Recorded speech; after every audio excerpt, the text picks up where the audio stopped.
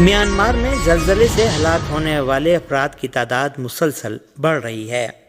غیر ملکی میڈیا کے مطابق گزشتہ روز آنے والے 7.7 شدت کے جھٹکوں کے باعث تباہ ہونے والی عمارتوں، مکانات اور ملبے تلے دب کر ہلاک ہونے والے افراد کی تعداد 1000 سے تجاوز کر گئی ہے، جبکہ زخمیوں کی تعداد 2400 سے زائد ہو گئی ہے۔ ریسکیو ٹیمیں ملبے میں دبے افراد کو نکالنے میں مصروف ہیں۔ زخمیوں کی اسپتال منتقلی کا عمل بھی جاری ہے۔ میانمار کے شہر منڈالے میں سب سے زیادہ 694 افراد ہلاک ہوئے۔ یہاں کئی عمارتوں اور پلوں کو بھی نقصان پہنچا۔ مزید ہلاکتوں کا خدشہ ظاہر کیا جا رہا ہے۔ دوسری جانب میانمار اور تھائی لینڈ میں زلزلے کے بعد پاکستانی شہریوں کی مدد کے لیے سفارت خانے الرٹ ہو گئے۔ پاکستانی سفارت خانے نے یانگون اور بینکاک میں ہنگامی صورتحال میں معاونت فراہم کرنے کا اعلان کیا ہے، جبکہ وزارت خارجہ میں کرائسس مینجمنٹ یونٹ فعال کر دیا گیا ہے۔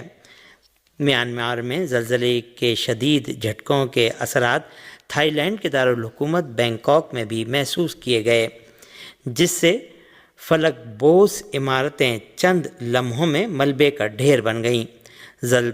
زلزلے کا مرکز میانمار میں 10 کلومیٹر زیر زمین بتایا گیا ہے۔ غزہ کے مختلف علاقوں پر غاصب صہیونی حکومت کی شدید بمباری میں شہید ہونے والے فلسطینیوں کی تعداد 50 ہو گئی ہے۔ موصولہ رپورٹ کے مطابق غزہ پر غاصب صہیونی حکومت کے وحشیانہ حملے جاری ہیں، جبکہ ان حملوں میں 50 عام فلسطینی شہید ہو چکے ہیں۔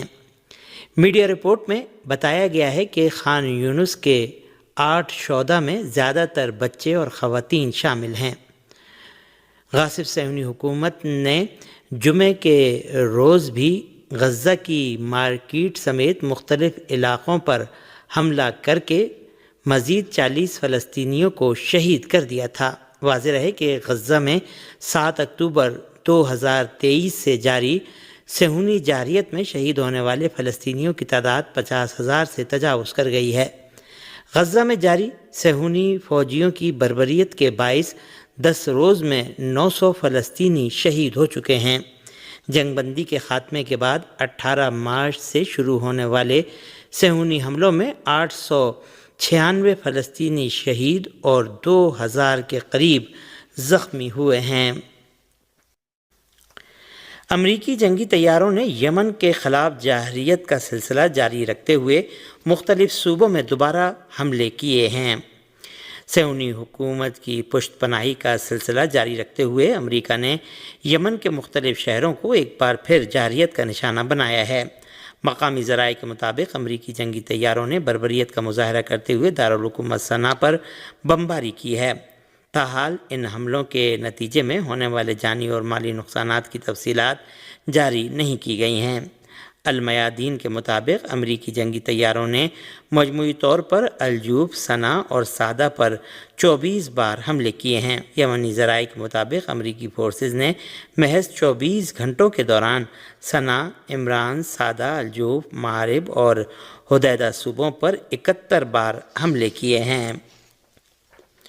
یمن کی عوامی رضاکار فورس انصار اللہ کے سربراہ نے خطے میں امریکی سازشوں کو ناکام قرار دیتے ہوئے کہا ہے کہ اسرائیل کے خلاف استقامت مزید مضبوط ہو رہی ہے۔ یمن کی عوامی تحریک انصار اللہ کے سربراہ عبد الملک بدر الدین الحوثی نے یوم القدس کے موقع پر صنعا اور دیگر صوبوں میں یمنی عوام کی ریلیوں میں کی جانے والی بھرپور شرکت کو سراہا۔ انہوں نے کہا کہ یمنی عوام کی فلسطین اور اسلامی مقدسات کی حمایت میں پرجوش شرکت مسلم اقوام کے لیے مثالی نمونہ ہے۔ الحوثی نے مزید کہا کہ ہماری قوم کا فلسطین کے حوالے سے موقف مکمل واضح اور جامع ہے، جو ہر میدان اور ہر سطح پر نمایاں طور پر ظاہر ہوتا ہے۔ انصار اللہ یمن کے رہنما نے یمنی عوام کی مزاحمت پر روشنی ڈالتے ہوئے کہا کہ ہماری قوم نے تمام تر دباؤ اور ظلم کے خلاف استقامت کا مظاہرہ کیا ہے اور اللہ پر بھروسہ کرتے ہوئے جہاد کے راستے میں بڑے قدم اٹھائے ہیں۔ انہوں نے کہا کہ یمنی عوام کی ریلیوں میں وسیع شرکت امریکہ کے لیے ایک واضح پیغام ہے کہ یہ پورے یمن کے تمام طبقات کی مشترکہ آواز ہے۔ الحوثی نے امریکہ کی حالیہ سفارتی سرگرمیوں کی طرف اشارہ کرتے ہوئے کہا کہ امریکہ اپنی سفارتی سازشوں کے ذریعے فلسطین کو مکمل طور پر تنہا کرنے کی کوشش کر رہا ہے۔ انہوں نے مزید کہا کہ امریکہ خطے میں اسرائیل کے خلاف ہر ممکن مزاحمت کو ختم کرنے کی راہ ہموار کر رہا ہے۔ پاکستان کے صوبے بلوچستان کے ضلع مستونگ میں لک پاس کے مقام پر بی این پی مینگل کے سربراہ سردار اختر مینگل کے دھرنے کے قریب خودکش دھماکہ ہوا ہے۔ پاکستان کے میڈیا ذرائع کے مطابق لک پاس خودکش دھماکے کے مقام سے قریب بلوچستان نیشنل پارٹی کا دھرنا جاری تھا۔ سردار اختر مینگل اور بی این پی کی تمام سیاسی قیادت اور شرکاء محفوظ ہیں۔ بلوچستان پولیس کا کہنا ہے کہ تلاشی لینے کے دوران مشتبہ شخص نے خود کو دھماکے سے اڑا لیا۔ دھماکے کی زوردار آواز کئی علاقوں تک سنی گئی۔ خودکش دھماکے کے نتیجے میں کسی جانی نقصان کے حوالے سے کوئی اطلاع سامنے نہیں آئی ہے۔ دوسری جانب پنجاب کے جنوبی شہر ڈیرہ غازی خان کے علاقے تونسا میں لکھانی پولیس چیک پوسٹ پر 20 سے 25 دہشت گردوں نے حملہ کیا، جسے پولیس نے ناکام بنانے کا دعویٰ کیا ہے۔ پولیس کا کہنا ہے کہ جوابی کارروائی میں 2 دہشت گرد ہلاک ہو گئے۔ دہشت گردوں نے پولیس چوکی پر مارٹر گولے اور راکٹ لانچر داغے، جبکہ اسنائپر رائفلز اور بھاری ہتھیاروں کا بھی استعمال کیا۔ پولیس کے جانی نقصان کی کوئی اطلاع موصول نہیں ہوئی ہے۔ دہشت گرد اس سے پہلے بھی اس چیک پوسٹ پر حملہ کر چکے ہیں۔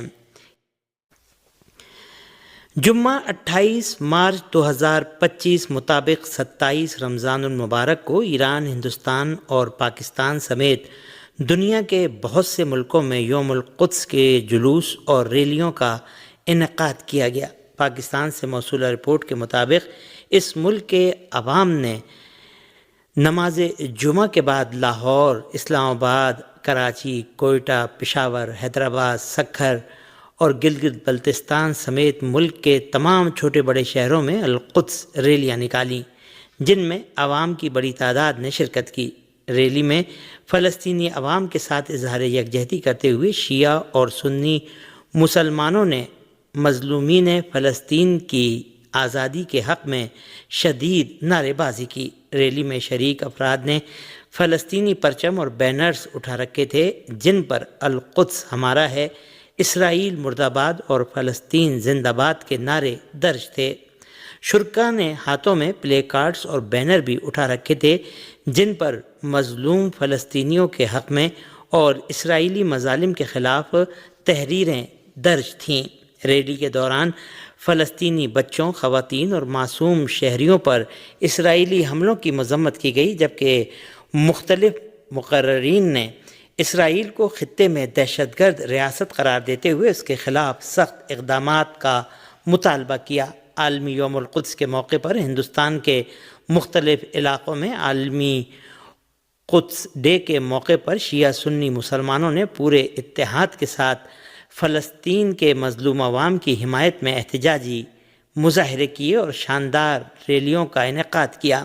ہندوستان کے دارالحکومت نئی دہلی سمیت کشمیر کے مختلف علاقوں اور لکھنؤ سمیت کئی چھوٹے بڑے شہروں، قصبوں اور دیہی علاقوں میں بھی عالمی یوم القدس کے موقع پر ریلیاں اور احتجاجی جلوس نکالے گئے۔ اس دوران ہندوستان کے زیر انتظام کشمیر کے کرگل ضلع میں بھی عالمی یوم القدس کے موقع پر بڑے پیمانے پر ریلیاں نکالی گئیں، جن میں ہزاروں کی تعداد میں فرزندان توحید نے شرکت کی۔ رمضان المبارک کے آخری جمعے کو عالمی یوم القدس کی مناسبت سے اسلامی جمہوریہ ایران کے مختلف شہروں کے عوام نے گزشتہ برسوں کی بنسبت زیادہ جوش و خروش کے ساتھ مظلوم فلسطینی قوم سے ہمدردی کا اظہار کرنے کے لیے سڑکوں کا رخ کیا اور امریکہ اسرائیل کے خلاف جم کر نعرے بازی کی۔ ایران کے مختلف علاقوں میں عالمی یوم القدس کے موقع پر ہونے والی ریلیوں اور جلوسوں کے انعقاد کی یورپی اور امریکی ذرائع ابلاغ نے کوریج بھی کی ہے۔